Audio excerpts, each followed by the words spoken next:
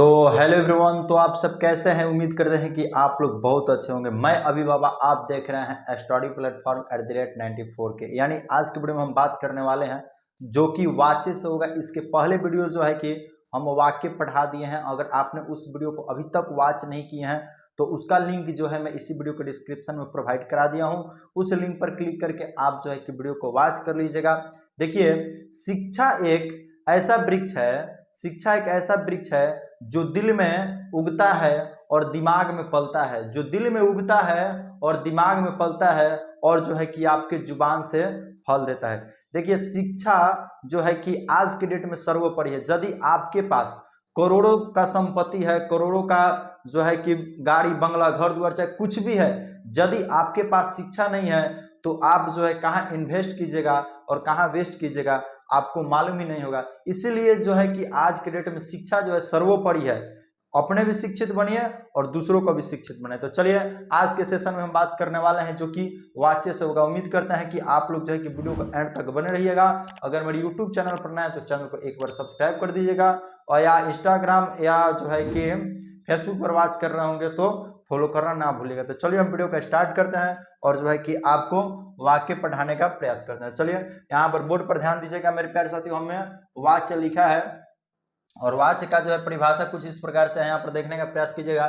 लिखा है कि क्रिया के जिस रूप से यह पता चलता है कि वाक्य में कर्ता, कर्म या भाव किसकी प्रधानता है उसे वाच्य कहते हैं। यानी क्रिया के, इसका जो है वाच्य का परिभाषा हम यह बता रहे हैं कि क्रिया के जिस रूप से हम यह पता चलता है कि वाक्य में जो है कर्ता, कर्म और जो है कि भाव किसकी प्रधानता हो उसे वाक्य कहते हैं। इसमें मैंने विशेष जो बात कर रहा है वाच्य में, वो जो है प्रधानता की बात कर रहे हैं। जिसमें प्रधानता दिखे वो जो है कि वाच्य होगा। चलिए, तो यहाँ पर जो है समझने का प्रयास कीजिएगा।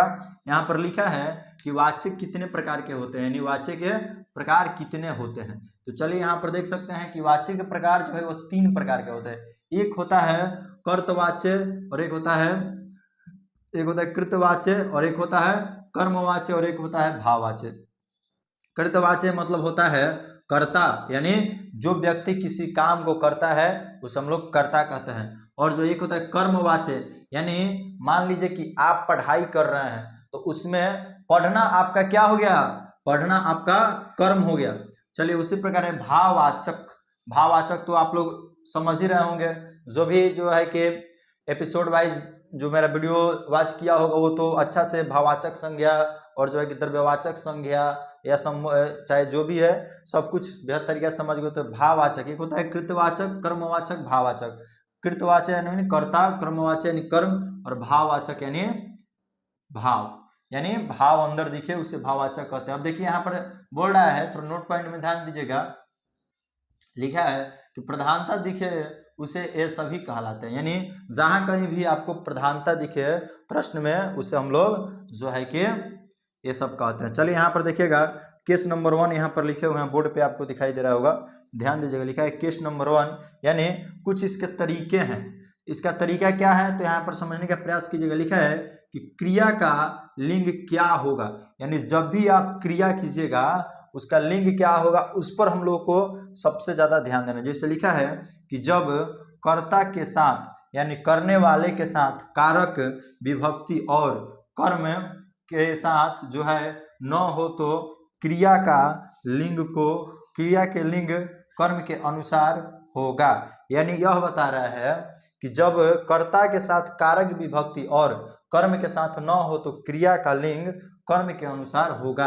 यानी इसका विभक्ति यहाँ पर देखिएगा, जैसे बोल रहा है कि कर्ता प्लस विभक्ति, यानी हमें जो है कि यहाँ पर केस नंबर 1 में ही बता रहा है कि जब कर्ता के साथ कारक, विभक्ति और कर्म के साथ जो है न हो तो क्रिया का लिंग कर्म के अनुसार होगा। यानी कर्ता प्लस विभक्ति और कर्म प्लस निगेटिव, यानी कर्म के साथ विभक्ति नहीं होगा। तो यहाँ पे बताइए रहा है कि कर्म के साथ न हो तो क्रिया के साथ लिंग कर्म के अनुसार होगा। तो चलिए, यहाँ पर जो है कि इसे उदाहरण में समझने का प्रयास कीजिएगा।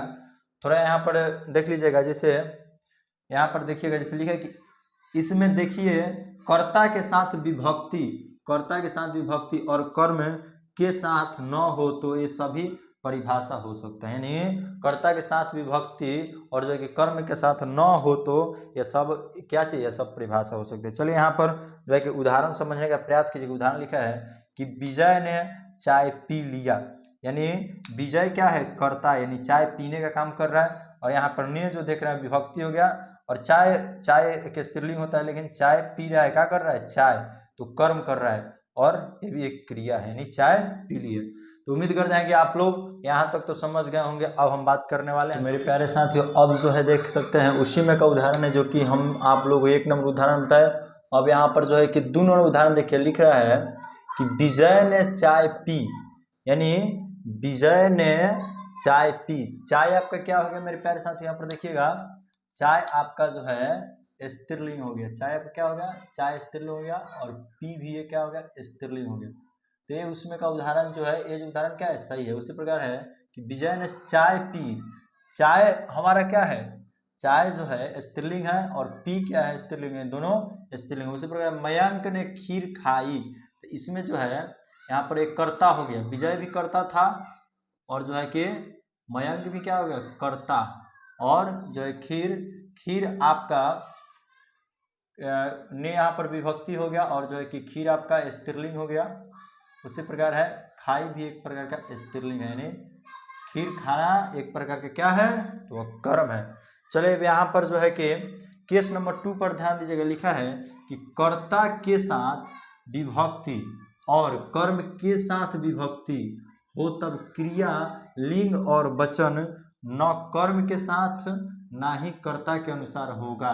क्रिया सदैव जो है कैसा होगा, तो क्रिया जो है एक वचन होगा। मेरे प्यारे साथियों, यह बता रहा है कि कर्ता के साथ विभक्ति और कर्म के साथ विभक्ति हो तब जो है कि क्रिया लिंग और वचन न कर्म के साथ होगा और न ही कर्ता के अनुसार होगा। क्रिया जो है सदैव एक वचन हो। चलिए यहाँ पर जो है कि उदाहरण पर समझने का प्रयास कीजिएगा। देखिए थोड़ा यहाँ पर जो है कि आप लोग ध्यान दीजिएगा, तभी आप लोगों को बेहतर तरीका से समझ में आएगा। जैसे यहाँ पर बोल रहा है कि पृथ्वी ने सूर्य का चक्कर लगाई, यानी पृथ्वी आपका क्या हो गया, पृथ्वी आपका जो है पुल्लिंग हो गया। क्या हो गया, पुल्लिंग। और क्या बोल रहे, कर्ता के साथ विभक्ति और कर्म के साथ विभक्ति हो तो क्रिया लिंग और जो है कि कर्म के साथ क्रिया लिंग और वचन न कर्म के साथ और न ही कर्ता के अनुसार जो है बदलेगा, और सदैव एक वचन। जैसे बोल रहा है कि पृथ्वी ने सूर्य का चक्कर लगाई, यानी पृथ्वी आपका क्या है, पुल्लिंग है, और ने यहाँ पर विभक्ति हो गया, सूर्य का चक्कर लगाई, तो सूर्य का चक्कर लगाई भी क्या हो गया, स्त्रीलिंग है। तो ये आपका उदाहरण क्या है, सही नहीं है, यानी ये आपका गलत है। उसी प्रकार है कि राम ने सीता को पढ़ाई भी बोल रहा है, यानी राम क्या हो गया, राम जो है, राम आपका पुल्लिंग हो गया, और जो कि राम ने सीता को पढ़ाई, यानी नी आपका विभक्ति हो गया, राम ने सीता को पढ़ाई, ये भी आपका गलत है। यहाँ पर मेरे प्यारे साथियों होगा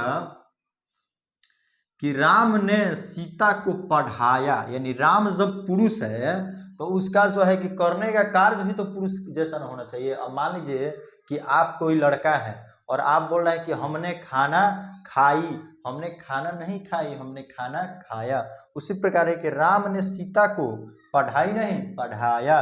उसी प्रकार पृथ्वी ने सूर्य का चक्कर लगाई नहीं, लगाया। पृथ्वी जब पुरुष है तब जो है कि उसका करने का कार्य भी तो पुरुष का होना चाहिए ना। तो ये बोल रहे हैं कि पृथ्वी ने सूर्य का चक्कर लगाया, इसीलिए यहाँ पर जो पृथ्वी ने सूर्य का चक्कर लगाई, यानी ये जो है उदाहरण गलत है। अब यहाँ पर देखेंगे राम ने सीता को पढ़ाई, ये भी गलत है, क्योंकि राम ने सीता को पढ़ाया। जब राम पुरुष है तो कार्य भी पुरुष का होना चाहिए। चलिए यहाँ पर जो है कि केस नंबर 3 पर ध्यान दीजिएगा। यहाँ पर बोर्ड पर लिखा है केस नंबर 3, यानी 1 2 हम लोग पढ़ चुके हैं, अब 3 पढ़ने वाले हैं। इसमें बता रहा है कि कर्ता के साथ विभक्ति न हो तो क्रिया का लिंग और वचन कर्ता के अनुसार होगा। यानी केस नंबर 3 में हम यह बता रहा है कि यदि कर्ता के साथ विभक्ति न हो तो क्रिया का लिंग और वचन कर्ता के अनुसार होगा।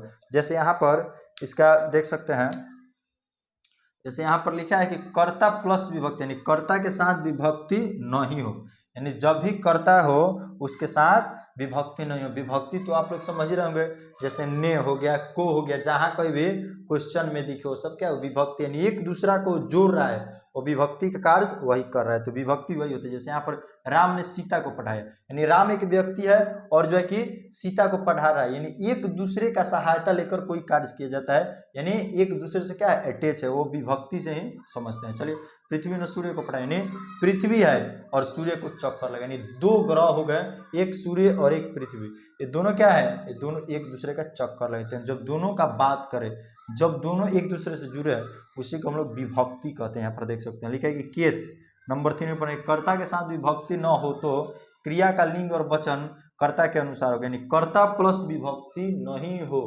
कर्ता प्लस विभक्ति नहीं हो।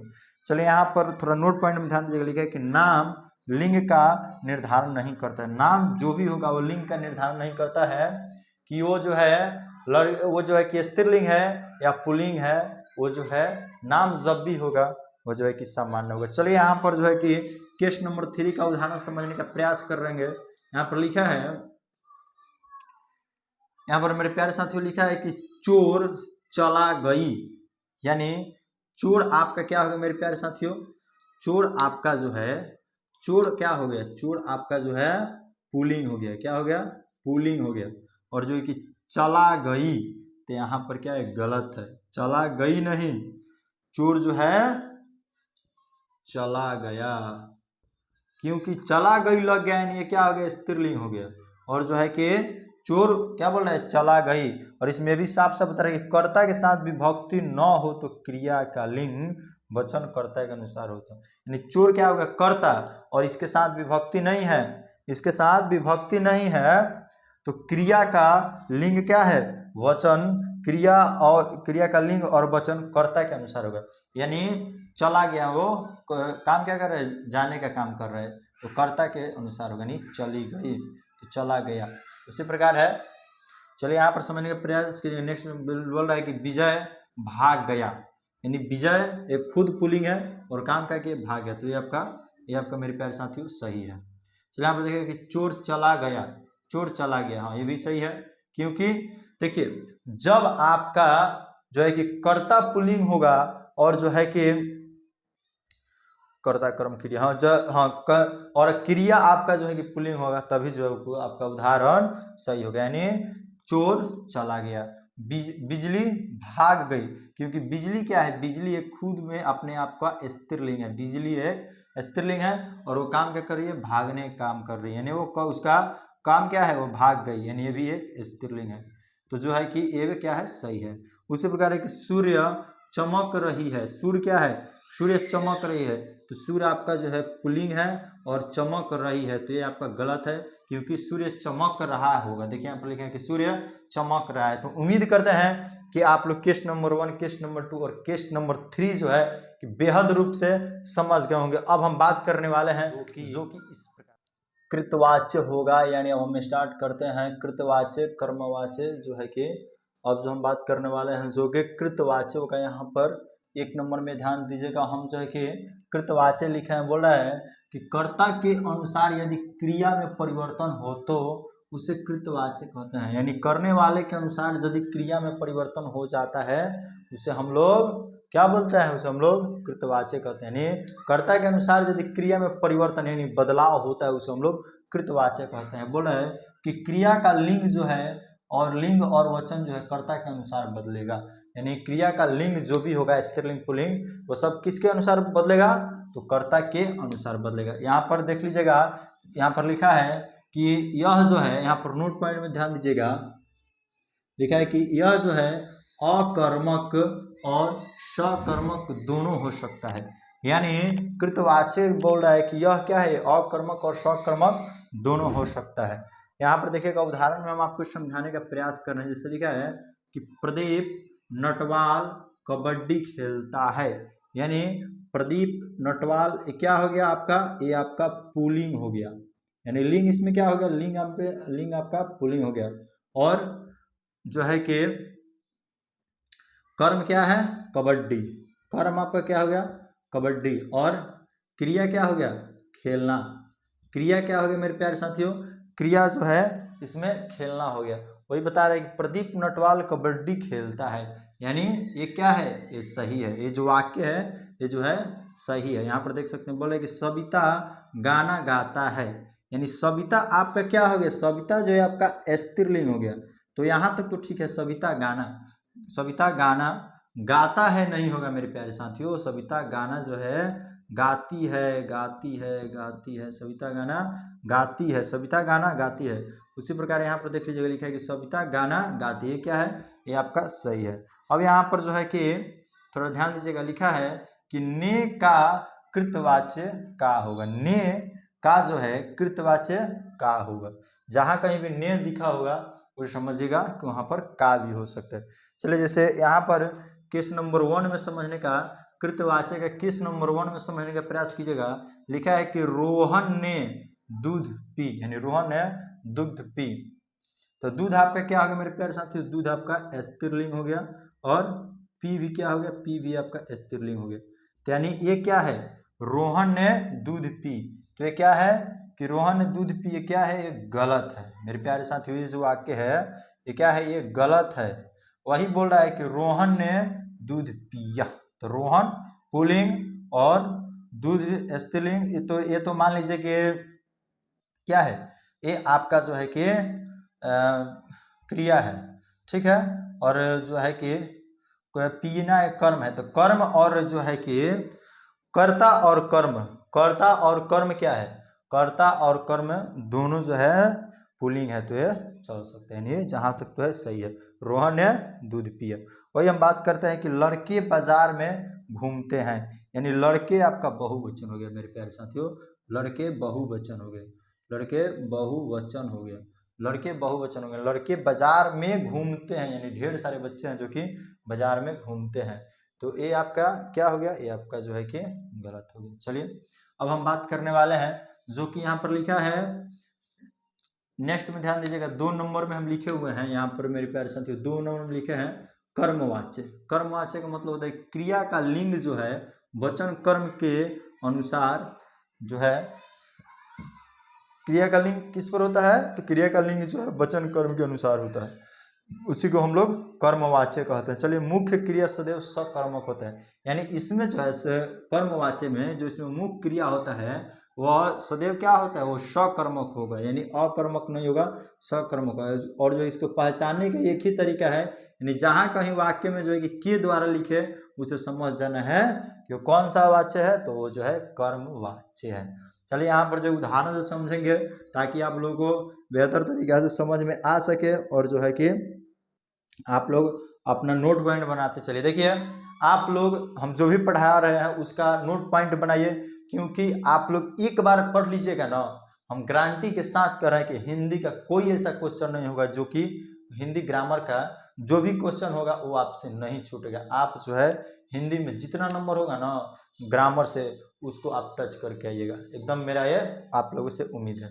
चलिए, तो हम यहाँ पर जो है कि उदाहरण समझने का प्रयास करें। जैसे लिखा है कि श्याम के द्वारा, और जो है कि इसमें यह भी बता रहा है कि जहाँ कहीं के द्वारा दिखे, श्याम के द्वारा बंसी बजाई गई, यानी इसमें बंसी क्या है, बंसी आपका कर्म है, और बंसी एक प्रकार का स्त्रीलिंग भी होता है मेरे प्यारे साथियों। बंसी आपका कर्म है और बंसी क्या है, स्त्रीलिंग भी होता है, और क्रिया भी स्त्रीलिंग है, यानी बजाई गई, यानी श्याम के द्वारा क्या है, बंसी बजाई गई। तो क्या बोल रहे, क्रिया का लिंग वचन कर्म के अनुसार परिवर्तन होगा।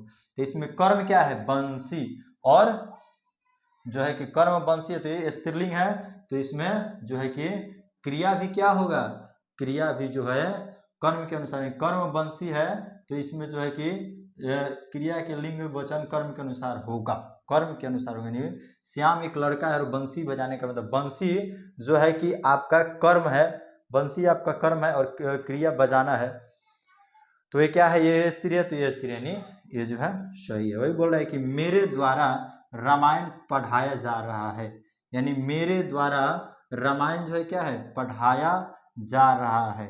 वही बोल रहा है कि राधा को पानी दी गई, यानी राधा को पानी दी गई। तो उम्मीद करते हैं कि मेरे प्यारे साथियों जो है कि कृतवाच्य और कर्मवाच्य बेहद तरीका से समझ गए होंगे। अब हम बात करने वाले हैं जो कि 3 नंबर बोर्ड पर ध्यान दे रहे होंगे, लिखा है भाववाच्य। यानी भाववाचक में यहाँ पर जो है कि इसका परिभाषा देखने का प्रयास कीजिएगा। लिखा है कि जिस, यहाँ पर देखिएगा कि जिस वाक्य में अकर्मक क्रिया भाव मुख्य हो, अकर्मक क्रिया का भाव जो है मुख्य हो, उसे हम भाववाचक कहते हैं। भाववाचक का परिभाषा हम यह बता रहे हैं कि भाववाचक का परिभाषा यह हम बता रहे हैं कि जिस वाक्य में अकर्मक क्रिया का भाव जो है मुख्य हो, उसे हम भाववाचक कहते हैं। क्रिया जो है सदैव एक वचन होते हैं मेरे प्यारे साथियों। भाववाचक क्रिया क्या होता है, वो सदैव एक वचन होता है और जो है कि वह पुल्लिंग होता है। इसमें जो है असमर्थता और समर्थता दोनों होता है, यानी भाववाचक संज्ञा में असमर्थता यानी किसी के समर्थ के अनुसार नहीं, और जो है कि समर्थता यानी किसी के समर्थ के अनुसार। तो चलिए हम जो है कि यहाँ पर उदाहरण से समझने का प्रयास करेंगे, और जो है कि आप लोग भी, हम जैसे ही आप लोगों को परिभाषा बताकर उदाहरण समझाते हैं तो उस पर थोड़ा ध्यान दीजिए, क्योंकि परिभाषा तो सब कोई रट लेता है, लेकिन जो उदाहरण से परिभाषा निकल के आता है वो हम लोग को माइंड में फिट हो जाता है। तो चलिए यहाँ पर जो है कि उदाहरण से देखिए, समझ ये बोल रहा है कि अशोक से पढ़ा नहीं जाता, यानी पढ़ा नहीं जाता, यानी अशोक से पढ़ा नहीं जाता। तो क्या है मेरे प्यारे साथियों, और जो है असमर्थता है, यानी अशोक से यदि पढ़ा जाता तो क्या होता, समर्थता, यानी अशोक पढ़ लेता है कोई भी बुक को, तो क्या होगा, जो है समर्थता। वही बोले कि अशोक से पढ़ा नहीं जाता, यानी उसमें वह पढ़ने के लायक नहीं है, या उससे पढ़ने में वह असक्षम है, जिसकी वजह से बोला है कि अशोक से पढ़ा नहीं जाता, यानी असमर्थता। वही बात करते हैं कि राधा से खाया जाता, यानी राधा जो है किसी भी प्रकार का भोजन या मिठाई को खा लेती है, वही बोल रहा है कि राधा से खाया जाता, राधा से खाया जाता है। ये क्या है, ये समर्थता है। और ये सब क्या है, ये सब यहाँ पर देखें, मनोज से चला नहीं जाता, ये भी असमर्थता है, असमर्थता है। और ये क्या है, सदैव जो है अकर्मक है, सदैव क्या है, अकर्मक क्रिया है मेरे प्यारे साथियों, सदैव जो है अकर्मक क्रिया है। तो उम्मीद करते हैं मेरे प्यारे साथियों कि आप लोग जो है कृतवाच्य, कर्मवाच्य और जो है कि भाववाच्य बेहद तरीका से समझ गए होंगे, क्योंकि इस वीडियो में हम जो है कि आपको वाच्य का जो है कि कम्प्लीटली बता दिए हैं। आई होप वीडियो पसंद आया होगा, तो लाइक शेयर कमेंट करना ना भूलिएगा, क्योंकि देखिए आपके एक लाइक से और एक शेयर से हमें जो है कि प्राउड फील होता है कि हम जिस वर्क के लिए मेहनत कर रहे हैं, आप लोग जो है कि हमें सपोर्ट कर रहे हैं। इसलिए लाइक करना ना भूलें, शेयर करना ना भूलें, और जो है कि मेरे YouTube चैनल पर यदि आप नए हैं या इंस्टाग्राम या फेसबुक पर वॉच कर रहे हैं, तो जो है कि उसे सब्सक्राइब और फॉलो करना ना भूलिएगा। मिलते हैं इसी के साथ नेक्स्ट वीडियो में। अगला जो है मेरा टॉपिक होगा शब्द रूप और शब्द विचार होगा, हम बात करेंगे। आज के लिए इतना ही, मिलते हैं इसी के साथ नेक्स्ट वीडियो में। अभी के लिए जय।